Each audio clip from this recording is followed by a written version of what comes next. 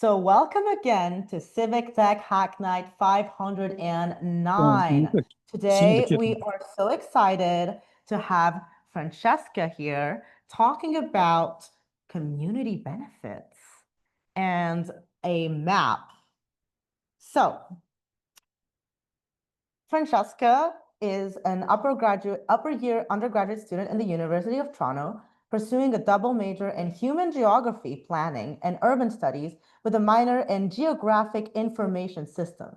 She is passionate about creating just and livable cities through community-centered planning and advocacy, and she currently serves as a stakeholder engagement and outreach assistant to Councillor Chris Moise.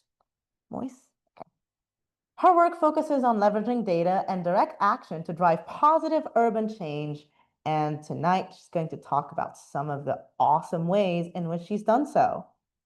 All righty, Francesca, take it away.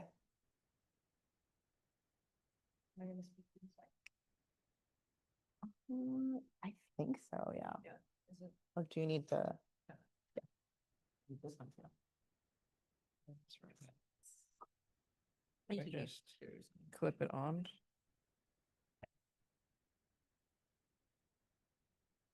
Can everyone hear me online? Is that good? Great, fantastic. And if you want to use the mic here, turn it on. Can everyone hear me? It is kind of, I'm just gonna speak loudly. Can everyone hear me? Is that good? Yeah. Give me 1 second.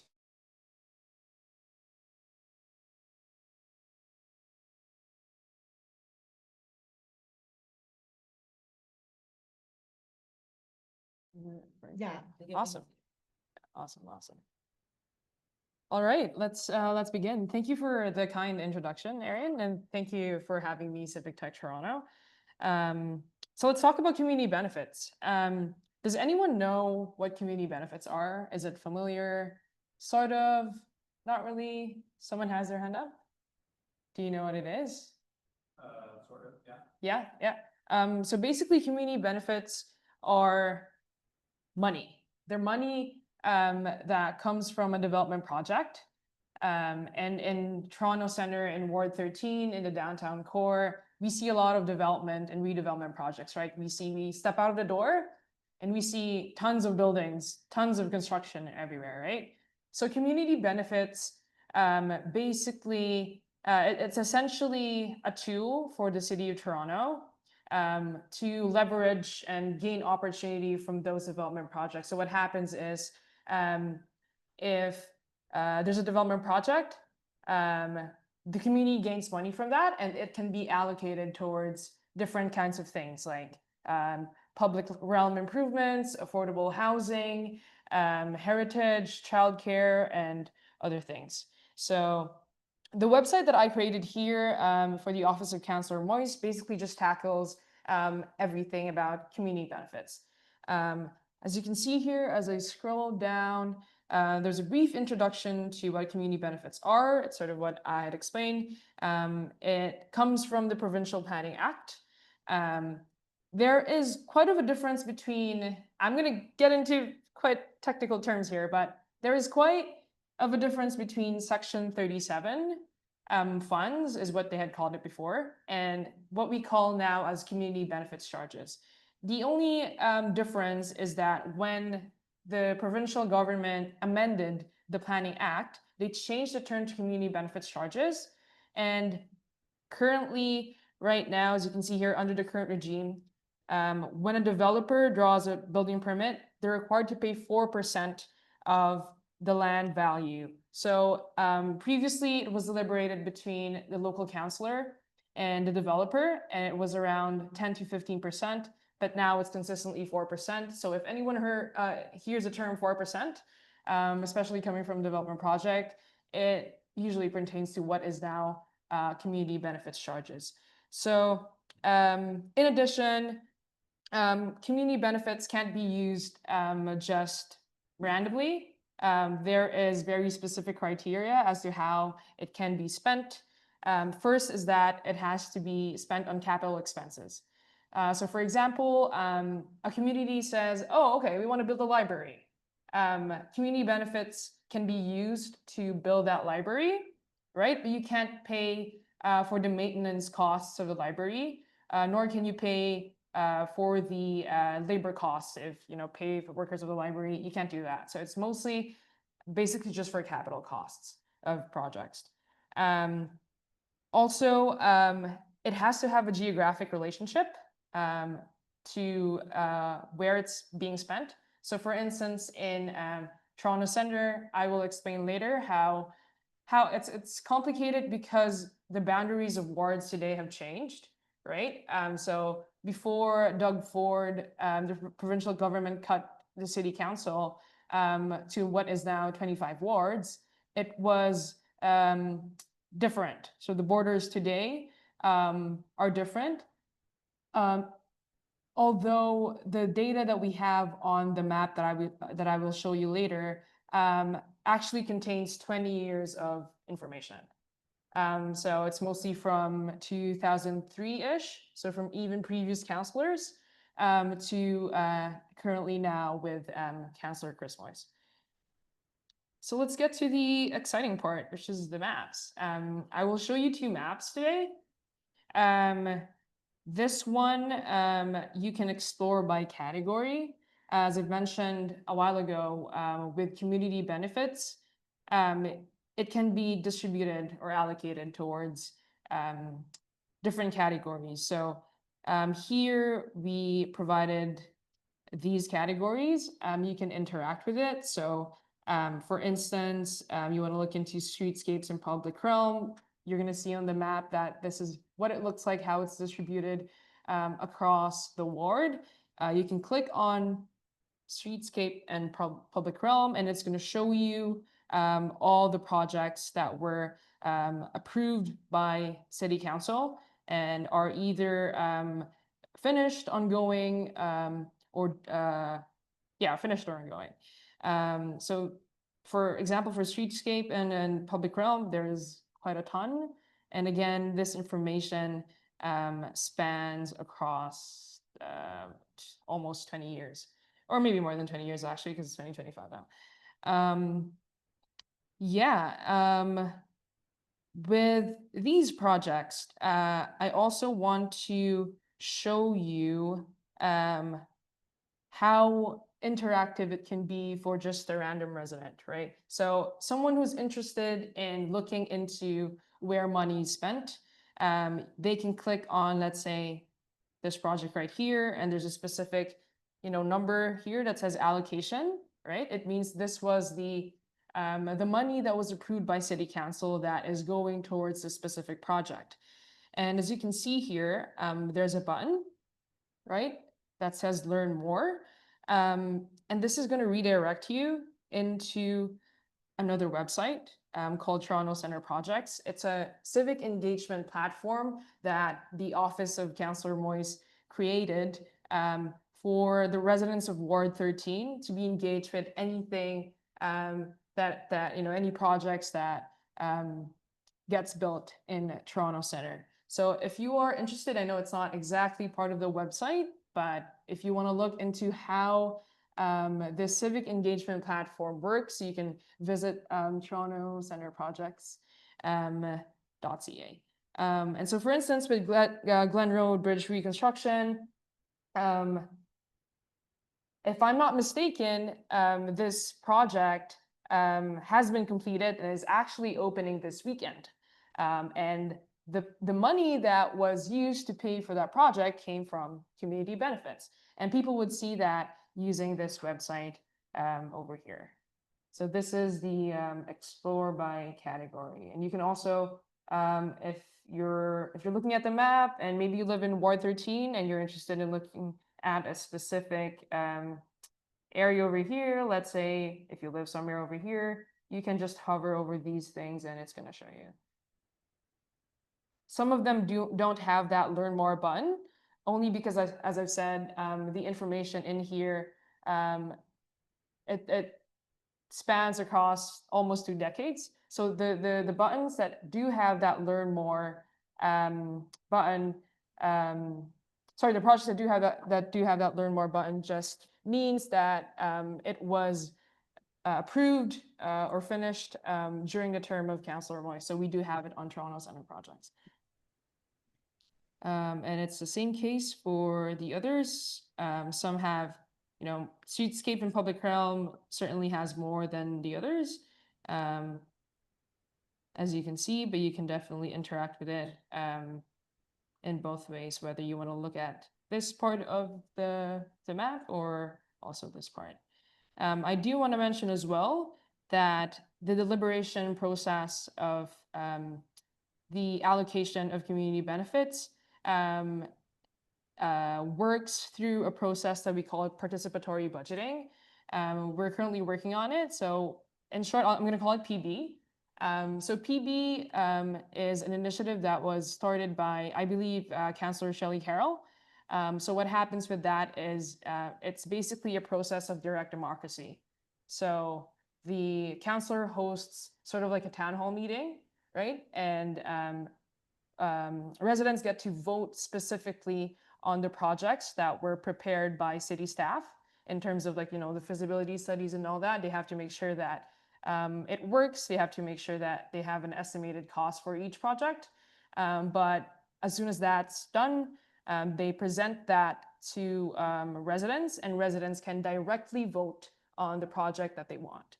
So that's the process that that we undergo in our office, so that residents can directly engage with these very important funds for the community. So this is, yeah, this is explored by category, and let's move on to the dashboard. This is the bulk, really, of the project, right? So this was about 3 months, 2 to 3 months of work of just looking at, I call it TIMIS. It's the Toronto Meeting Management Information System. You can also look it up. This is open to public. That's where you see previous agenda or upcoming agenda for a city council meeting. So every single information that is on this website is public. And so the only reason really why we created this is to make that very heavy and bulk information digestible to everyone, both for Toronto Centre residents and just anyone really interested in community benefits and how it's allocated. So for this dashboard, I created this, again, thinking of how I would interact with it as a resident of Toronto Centre. So we do have a lot of active residents, and they're also active in Residents Association.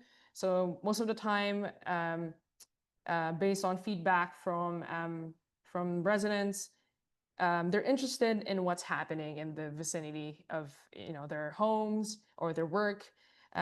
So this is why I created this portion where you can select a neighborhood, right? So let's say you live in Bay Clover Hill, right? So this is the area of Bay Clover Hill. These are the development projects that exist, that have existed, or that is currently ongoing or is finished in Bay Clover Hill. And you can interact with these points over here. So if you click one, let's click this one, random one. So this just shows you the development project at 825 Bay Street, right? And it shows you buckets of community benefits. And what these mean is the different allocation of community benefits in that particular development project. Because as I've said a while ago, community benefits from a certain development project can be allocated towards different categories, right? So for this one, for instance, you have streetscape and public realm, right? And for the next one, you have general community. So it means that from the total 800,000 that this that the city got, the residents got from this development project, 180,000 was towards streetscape and public realm. And then 600,000, right, is for general community. So capital improvements to 519, which is a very important community center that serves our community here in Y13.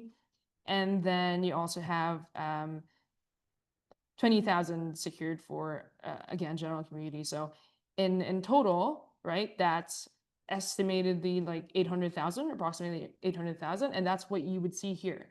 So these are the total numbers that you would see when these are all added up.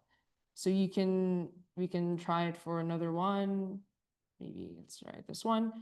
So for example, with this one, it has associated projects.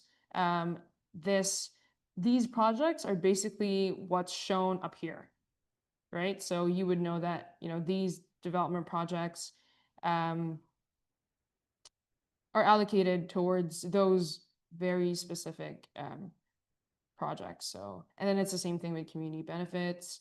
You have buckets as well. Here, oh, these are, you would see more numbers, more money. Also for bike share, we also receive community benefits to improve our bike share. Yeah, so that's basically how the interactive map works. You filter a specific neighborhood and it shows you total amount of money. It also shows you the associated projects and the associated categories connected to that development project. So yeah, that's about it. Thank you.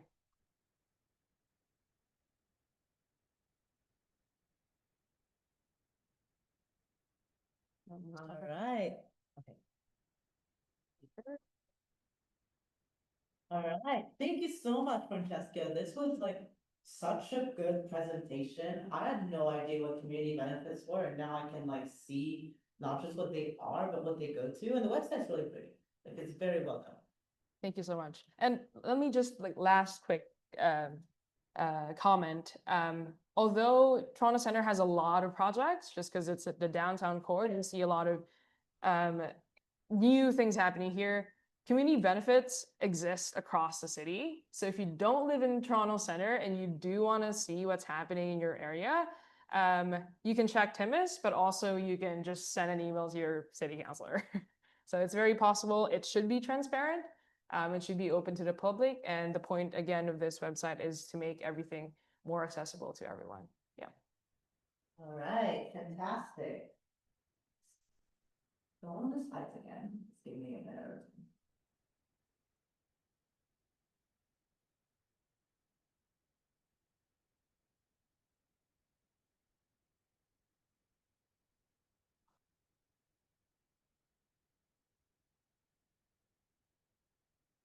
You want the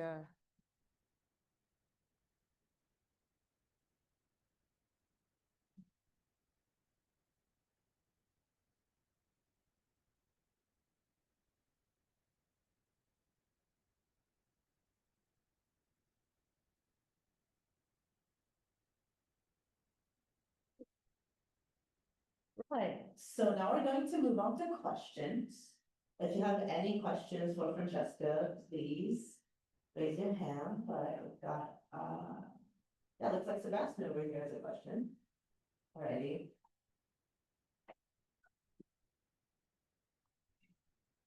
So you mentioned that you were working with Councillor Moise for this project, for this website.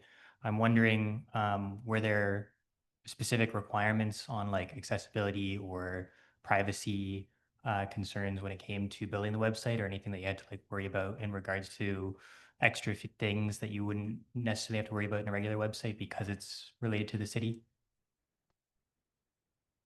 It's a really good question in terms of, you know, where we get these information. As I've said, all of the data that is in here is pretty much open to the public. It's just that you can't really digest it easily because you have to look for it in different ways, right? So I mentioned Timis a while ago. It's the meeting management system that the city uses. So you can check, you know, the upcoming meetings for different committees and city council there. And they show you a history. It's a database of every single city council meeting. And as much as this sounds crazy, I went through every single one of them since 2003 and looked at the numbers, if they're accurate, and looked at the associated projects connected with them. So that's basically the work that I did for like every day for 2 or 3 months. So it's not existing in like a random spreadsheet that the City of Toronto has. It is open to the public, and really the point of the website is to make that already open data more accessible to residents of Toronto Center. All right, thank you so much. Hey, so you mentioned you use Themis to power the dashboards that you have, and you just mentioned that you went through all of the items, but like, do you have like a process or automation that helps you process that, or did you do all of that manually? And that's, if more items show up, you have to like process it manually and input that into the website. Right. So our office is a techie office. That's what I would say. We're really trying to leverage all the sort of technological good things that we can to make our work easier for residents of Toronto Center. So we actually have a database that we use. It's sort of like an office management system, and it's easier. It was easier for me to verify those numbers because that specific management system, it's like a spreadsheet. It allowed me to have those already existing. So when I came into the office, they did already have that sort of data, not from 2003, only when Councillor Moise was elected. But that made it easier for me to do my work. But otherwise, it really, looking into the data was really manual. Yeah. Sorry, just a quick thing. So that's something that's not open, right? That's just you had access to, but it's not public. Right, but the information in that, so let's say if 100,000 is on Themis, 100,000 is on that. It's more so the actual software that helps you arrange things like a spreadsheet. All right, thank you. Hi, thank you for this very interesting presentation. My question is on how you mentioned at the beginning that it went from like somewhere between 10 to 15% of like some value negotiated between the councillor and the developer. Now it's 4%. So I was wondering, do you know how much the total revenue went down by for that? And if there's less funding available, how is the prioritization process for deciding where the funds are allocated for those projects that the neighbors are saying they want? Right. Thank you for that question. Can we like divide that? So the first one was the 10 to 15 to 4%, right? To be honest, with like many other decisions that the provincial government does, the city doesn't really have a say because we are creatures of the provinces. So the difference is that, again, like the 4% is consistent. Right. So sometimes if you read it was a lot of information, and then I tried to summarize it as I was speaking a while ago, but sometimes they're given as in-kind donations, right? So sometimes there's a specific, let's say, property somewhere else that, say, a developer owns, and they can give this in-kind donation to the city as payment, right? So it does vary. But in terms of the difference between what we had gotten with what was called Section 37, it is mainly contingent on what the provincial government says. So, yeah. Do you know how much it went down by? Like, was it a loss of like $500 million? You know, the loss that came out of it?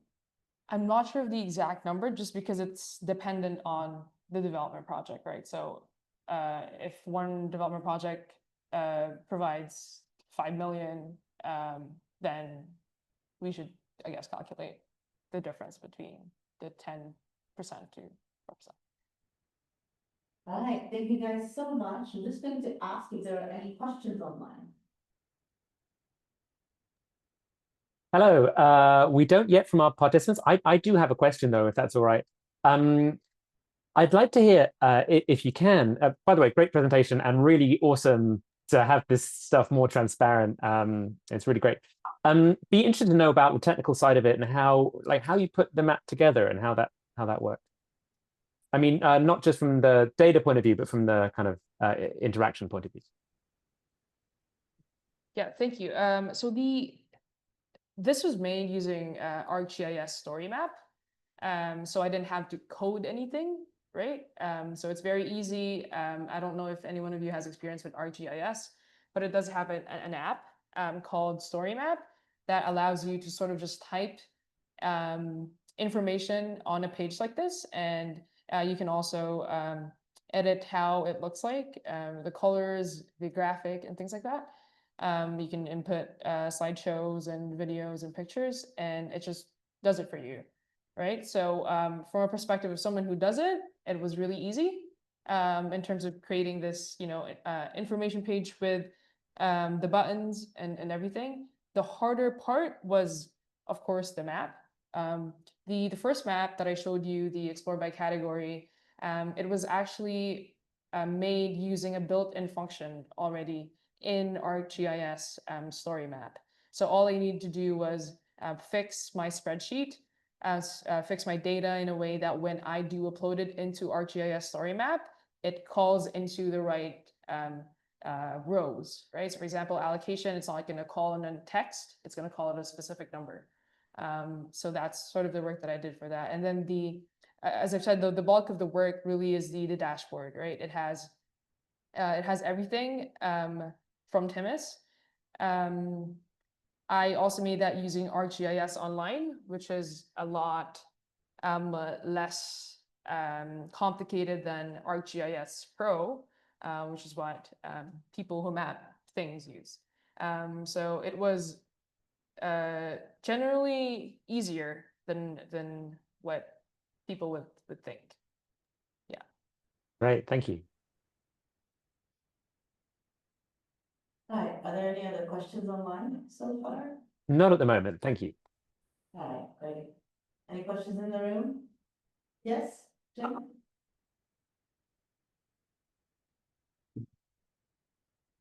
Have you given any consideration of migrating this to all the other wards? And is the infrastructure designed for that? We've gotten a lot of comments from different offices saying like this is a great initiative and all that, but at the end of the day, it's an initiative from the office of Councillor Moise, so it's really hard to know whether we can provide it to those offices. It's also because, again, we already had the office management system, right? And we had already sort of prepared because we know that Toronto Centre has a lot of development projects. I'm not sure if it's even needed in the case for other wards, say in the suburbs. All right, thank you so much. Backon has a question. Cool. Yeah, I think it's a bit like Jim's, but I'm just kind of curious generally, like the way kind of the staff layer and the city hall layer works. Are there ways, or like is there precedence for like things kind of being promoted or recognized, like happening at the councillor level, where like, it's a labor of love from Councillor Moise and the staff, but like, you can't do it for the whole city. But are there ways or historic examples of like things being pulled up, or is there processes for that, or I don't know, just your thoughts on that? Yeah, thank you. I think I'm on the same page in terms of just someone who just believes in these things and transparency and accountability in local government. If we can migrate it to the entire city in a snap, I would do that. But again, it was really just an initiative in the office of Councillor Moise. We would have to talk to our own city councillors in terms of, I think that's the easiest way for now to do it, to sort of call on city councillors, call their attention This is a thing, it's happened in another ward, why can't we do it? But the City of Toronto, in certain things, certain topics, they do have interactive maps on their websites. Say like if you want to know the shelters, they want to know more about the shelter system, for instance, in the city, they do have an interactive map for that. So it depends on the topic, I would guess, in terms of the staff of the City of Toronto working on these kinds of things, specifically in community benefits. Not really. Yeah. All right, thank you so much. I think we can take like one or two more questions before we move on to breakout groups. Do you want to host a breakout group, Francesca? Sure, yeah. Okay, awesome. So I'll take one more question from online, one more question from in person, and then the rest will be asked in the breakout group. Are there any questions online, Jamie? No, thank you. All right, then take it away. I really like this map. I'm really happy that it exists. Thank you for making it. I also had some of the like similar questions to some others about like, could this exist more broadly, citywide? So you've already answered that. I'm also really fascinated by this idea, by the idea of like folks in counselors' offices building maps and like using data to increase transparency or tell a story or whatever. It's very rare to I think to have folks with that skill set in counselors' offices. Really awesome. That's maybe something we can talk about in the breakout. But I'm curious if you've got other ideas for like what other kinds of data would you like to visualize that stuff that like city staff have like not done, maybe despite being asked several times, that you think would be like a good opportunity for folks in counselors' offices to like something that they could do that staff would maybe not get around to? I love that question because I'm probably going to nerd out about it because I do talk to a lot of people about, map making and, making information accessible to everyone. So I'm actually making another one on shelters, which is why I mentioned it. It is a city council talked about it a couple of weeks ago in their last city council meeting. A lot of councillors were against it, especially in the suburbs, right?